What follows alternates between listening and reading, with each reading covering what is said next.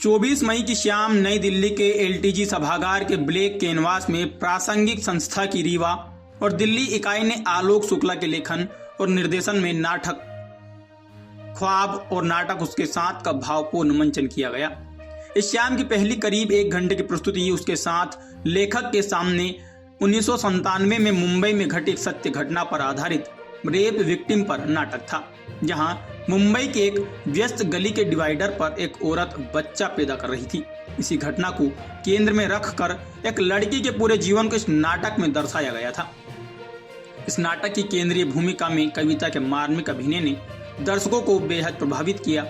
ऐसे ही इंस्पेक्टर, अजनबी, पति, बेटे, अटेंडेंट आदि विभिन्न भूमिकाओं को निभा रहे एडवोकेट टेकचंद राजपूत और लेखक की भूमिका में आलोक शुक्ला तथा डॉक्टर व शेल्टर होम संचालिका की भूमिका में विजयलक्ष्मी साहब और चाचा की भूमिका में प्रताप सिंह, मंदार की भूमिका में विनय शर्मा और कांस्टेबल की भूमिका में अंजलि माथुर तथा छोटी बच्ची की भूमिका में माही ने बेहतरीन काम किया।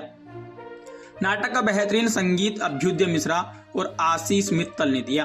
प्रकाश और मंच सज्जा भी टेकचंद और सहायक की भूमिका निभाई विनय और निखिल कुमार ने, जबकि साउंड में थे विनय शर्मा। रिटेक। प्रकाश और मंच सज्जा थी टेकचंद और सहायक की भूमिका निभाई विनय और निखिल कुमार ने, जबकि साउंड में थे विनय शर्मा।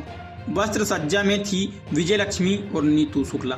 इसके बाद इस शाम की करीब 1 घंटे की दूसरी प्रस्तुति नाटक ख्वाब थी, जो बुजुर्गों की दशा पर आधारित मूलतः एक एकल नाटक था, जहां एक बूढ़ा आदमी अपने को पूरा भरा कहते हुए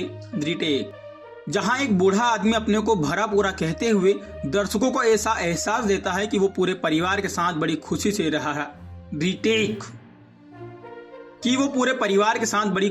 रह रहा है, लेकिन अंत में खुलता है कि वो एक वृद्धा आश्रम में रह रहा है, जिससे उसके बच्चों ने घर से निकाल दिया है।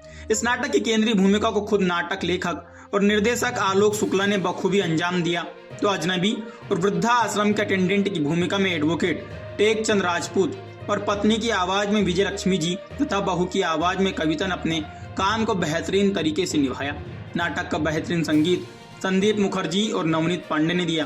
प्रकाश और मंच सज्जा और साउंड में टेकचंद थे, तो सहायक की भूमिका निभाई विनय और निखिल ने।